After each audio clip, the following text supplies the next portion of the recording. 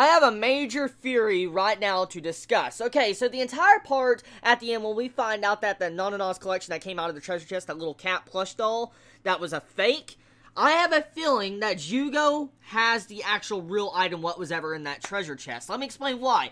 We have Tensai make a deduction this episode saying, she says, you seem to know the exact path to go through this entire, course, okay? And at the end when we have the other character jump on the platform, they both jump on the last two. One goes straight up and goes through the freaking roof, which was funny. That was fucking hilarious, especially when he wore a fucking he went completely nude. I'm like, what the fuck is this, nudist beach? So besides that, the entire way of how Ryuugajou was just speed running that entire course like it was nothing and doing each platform correctly, I'm willing to bet he has been there before and tried it a lot. He knew the location of this treasure because they knew about it last episode. So most likely, if I'm guessing correctly, he got the treasure out of it, tried to trick Matsuri, and he also was trying to trick Tensai at the same time. So he grabbed the treasure for himself and continue to play dumb and go through the entire course. So that was really interesting. I like it, and definitely they didn't really betray that in this episode. It was hinted at slightly, but not much. Like I said, my main theory right here is that Ryuugajou has the actual whatever Nanana's collection was in that treasure chest, and he put in the fake plush doll.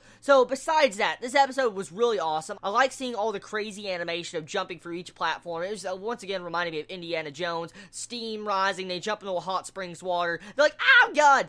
Now, one thing though that I was upset about in this episode, there was not any explicit fear in this entire trial. I mean, yes, the water was hot, but it didn't seem like, there was any negatives to this entire run and going to get Nanana's collection in this episode. So really disappointing, there wasn't any, death threats over anyone's heads. So, really, this was a calming episode because you didn't really have to worry about any of the characters, but it still was exciting. It was a very good episode that was exciting and enjoyable. I love the animation series, like I said. It really just shows the atmosphere of the series correctly. I like the music, especially that temple running type music when you see him going through fucking each platform. That was badass. And I'm really growing quite fond of Tensai. She's just such a good character. She's so fucking smart. The way she could come to conclusions so easy. She's definitely a good character, and I like her. She's really cute, too. But one thing, though, that was funny, comedy-wise of this episode, the best thing of this episode was Ibarra.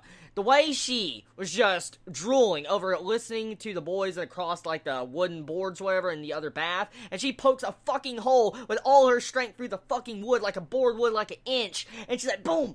And then she looks at it, it's like, yeah, and then all of a sudden someone pops up to look through the hole, she pokes his fucking eye, oh my god. Ibarra is a great character. I like her so much. She's definitely just amazing. And really, I'm starting to grow fond of all these characters.